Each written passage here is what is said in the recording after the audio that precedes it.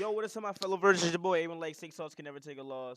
I'm back with the reactions. I know I've been doing some nutty shit, but today with the reaction to fighting business, as always, UFC 307, Pereira versus Rountree Jr. Deeper dive. Let's get into this bitch, because I already know Big Dog Chama gonna whoop his ass. You know what I'm saying? I must give you a little bit of credit because you ingest more kickboxing than any man I know, and you really felt like this guy was going to come in and revolutionize the sport. He's really done that. Alex Pereira has brought the UFC light heavyweight division back from the dark ages. He's just so different than anybody else. Once plagued with injuries and discord, I've unfortunately suffered an injury. I have to say sorry to Glover. Congratulations to Ankalaev and Blachowicz. This contest is declared a split draw. the division is now stable. Not even gonna lie though. And Goliath definitely did deserve a title shot, but at the same time, he wanted to fight more so next year than how Pereira wanted to fight. So I understand Pereira, like, I take anybody, I knock anybody the fuck out. So that's why I feel like Pereira about to start whooping ass. You know what I mean? And one of the biggest stars the in best the of all company time holds the now, title, bro. literally Honestly, think unstoppable at about it. 205. Poatan is coming Look on back for paper. his 10th UFC fights. 10 fights in 2.5 years. Exactly. 6 fights in 16 months. His 3rd fight in 5 months. I mean, at this point, I'm doing a deeper dive every month for this motherfucker. How did the guys of this era come in and let a kickboxer take over? UFC 307 will be headlined by light heavyweight championship fights as Alex Pereira attempts the 3rd defense of his title against Khalil Rountree Jr. I know a lot Crazy of the shit. fight fans are thinking, okay, Khalil's an explosive southpaw striker, but can he stand on the feet with somebody as high level as Alex Pereira? There's a good reason for this. Let me explain. So don't just take this fight for granted. It's going to be a violent fight, but anything could happen in any moment of this match. Welcome to the fighting business. Alex Pereira is at it again. The savior of the UFC has saved us yet again. This time from Pena versus Pennington headlining this card.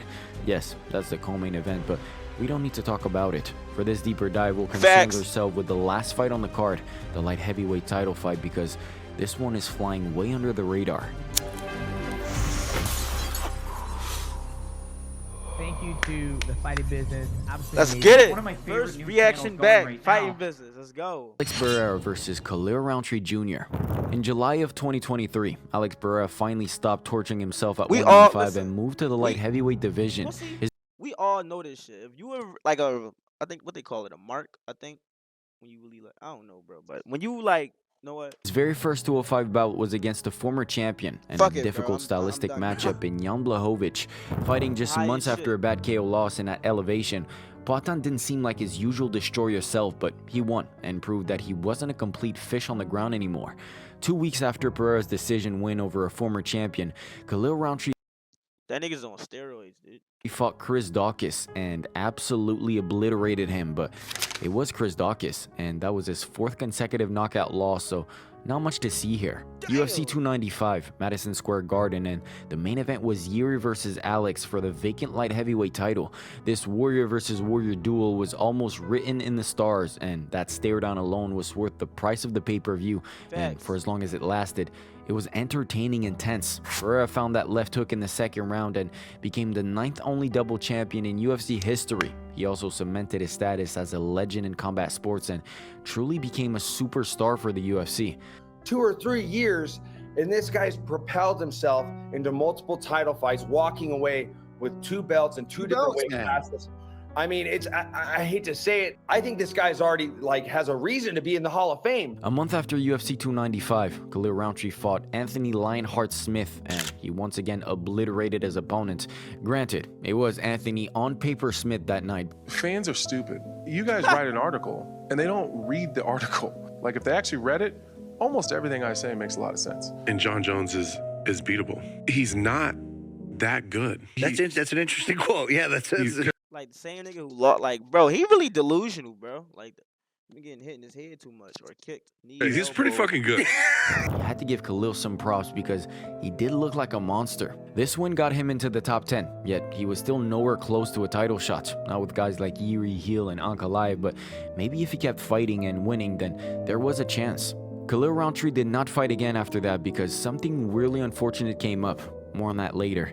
Alex Pereira, on the other hand, was unleashed, now champion and no longer dying with 2% body fat. Poatan headlined the now historic UFC 300, a card that was awaited and hyped for months, and Alex Pereira was the main attraction, the last fighter to make the walk to the octagon, and he quickly closed one of the finest chapters of trash talk gone wrong in UFC history. Choice of water bottle right there. Can you speak a little bit more about it? I won't say all that, but it was alright, you know. You know, just getting acquainted with the visual that I plan on seeing on Saturday night. What have you seen in terms of your assessment of him? I've seen that he's not on my level. I've seen he's not on my level. It's not close, and I can't wait to get in there tomorrow and show that. Jamal Hill had been talking an awful lot, and Pereira delivered justice within a few minutes, but it was that whole sequence that made the finish so badass. Up, After getting fouled, Pereira motioned Herb Dean to step aside and hold marched on. in with a left hook that didn't land clean, but Hill, who had never been knocked out before, was completely out of there.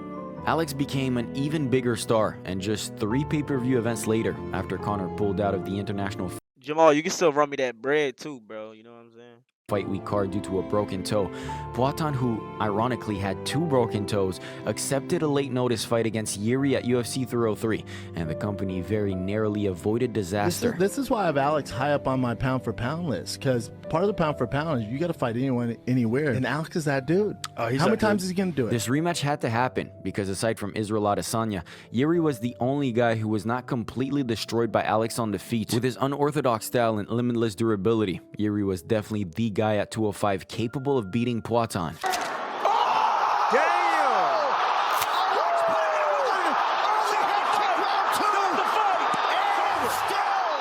Never mind. Unlike the first fight, Yuri just could not get going. He was badly rocked by a left hook at the end of the first round, and the bell saved him. That shit was like mythical. Like right when he hit that shit, boom, the bell went off. I'm like, damn. Some 5 seconds into the next round, he was kicked in the head for an additional concussion, and Poatan just beat him up until the referee saved him. That was the second best guy at 205, and Alex had disposed of him with little effort. You were looking at a combat sports legend, the light heavyweight champion and the face of the company. Now, people were talking about him going up to heavyweight and trying to get a 3rd belt, and with that left hand of doom, a triple champion didn't seem so far-fetched anymore. I'm standing up there with the belt and I had Joe Rogan in my ear the whole time we were up there. Let him fight heavyweight, come on. I know that's what people want to see. We'll see how this whole thing plays out. With all this glory and praise going around, everyone forgot that Khalil was supposed to fight on this card. He was set to face former champion Jamal Hill in an important contender clash, but Khalil was pulled from the card after testing positive for more than a few substances. It's tough to speak about. I mean, like, it's tough to speak about, man. You know, like, I'm upset. But that doesn't do anything for me right now. It doesn't do anything for me right now, you know? So I've got to go through the process. Well. Yep. Getting that title shot.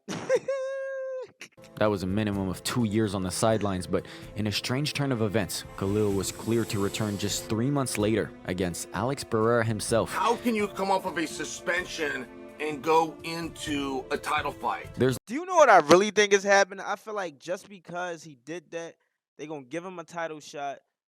That's their way of, like, yo, relax, like, get back in line, stop doing that shit. They feeding him to the line. That's crazy shit right there. But who knows? Khalil might do some shit. Me personally, I just feel like Alex Pereira gonna hit him with that left hook or a kick or something. He just gonna feel that shit. He gonna be like, damn.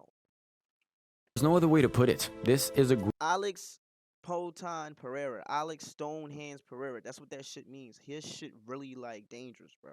Grossly undeserved title shot because Khalil, coming off a drug suspension. It's weird. He's behind quite a few guys, myself included. He's coming off of tainted drug test, tainted supplement. He was set to fight me in a light heavyweight contender fight, to where now he gets to bypass that, and now it's straight to the title and straight to the title fight. His best win is Anthony Smith, and Ankalaev, the obvious contender at 205, will face Rakic just 1 month after UFC 307. It's no surprise that this announcement drew more criticism than excitement, but considering the recent trend of championship matches, this does not surprise me one bit. And no matter what we say or do, this is going to happen, so might as well enjoy it, because undeserved title shot aside, this fight is going to be yet another episode of 205 violence. I think that Facts. the two of us matched up me versus Alex. When I see that fight happening, and when it does happen, because it will happen, that's the fight that all the fans want. Honestly, like, I want to put on a fight to remember. Couldn't even call them true fans. If you're not happy about this matchup, it's going to be exciting from start to finish. And yeah, I'm hyped. Here's a fun fact. Khalil Rountree is undefeated against Glory kickboxers. He faced 3 of them and brutally finished 2 against Saki, one of the most dangerous men to ever compete in kickboxing. Khalil didn't just win, he flattened him in less than 2 minutes. That kind of power combined with his Muay Thai Oh shit, I ain't know all that. Oh shit. background makes Rountree a legitimate danger to Pereira, even if the odds don't reflect it. This fight will come down to striking precision versus raw knockout power. Alex Pereira, the more experienced and polished striker, will aim to control the range with his kickboxing fundamentals. He excels at keeping opponents on the outside with long jabs, low kicks, and feints designed to set up his devastating One thing about Pereira, he leaves his chin open too much. left. Like, he just, like, you feel me? Like, he just keep his shit open too much. I just feel like somebody ain't gonna find that hole. Like, Izzy found it, but certain people are just going to be, he's like a final boss. Like, you got to go for a certain point, but you don't want to get too close because you low on HP. Like, Pereira is, he's something Took else. his signature weapon, the left hook that has ended numerous UFC champions, and if that lands, Khalil or even heavyweight, it is lights out. On the other hand, Khalil Rountree brings a different striking style to the table. His Muay Thai background is more aggressive, relying on forward pressure, power punches, and the ability to explode into devastating combination when he finds openings. Khalil's power comes from his explosive movements, often catching opponents off guard when they think they're safe. He'll look to close the distance quickly without getting blasted, and with that combo of speed and power, you get caught and it's the end of the night, including for the great Poitin. Khalil Rountree Jr. might just be, on paper, Alex Pereira's toughest title fight yet. One shot from either fighter could be the end. A perfectly timed left hook from Pereira could seal Khalil's fate, while a sudden explosion of power from Khalil could turn the table in an instant and bring an end to this rebirth of 205. Considering the history of the two men and the amount of savagery between them, this will end no differently, and we will be on the edge of our seats for however long this goes. Deserving or not, the trend of vicious striker against vicious striker will continue at UFC 307, adding yet another violent chapter into the recent bloody saga at 205. And remember, one short left hook from either side, and you are looking at an unconscious body on the canvas. That's how UFC 307 will end. We just need to find out who will it be. It'll be Alex Pereira, bro. Just like that. Like, automatically, bro. Who else the fuck would it be, bro? You think Khalil really beating Alex, bro? Like, let's really be honest, bro. Like, I know everybody doing their little analysis and all that, but Alex Pereira gonna knock his ass out. And if he lose, that's crazy work.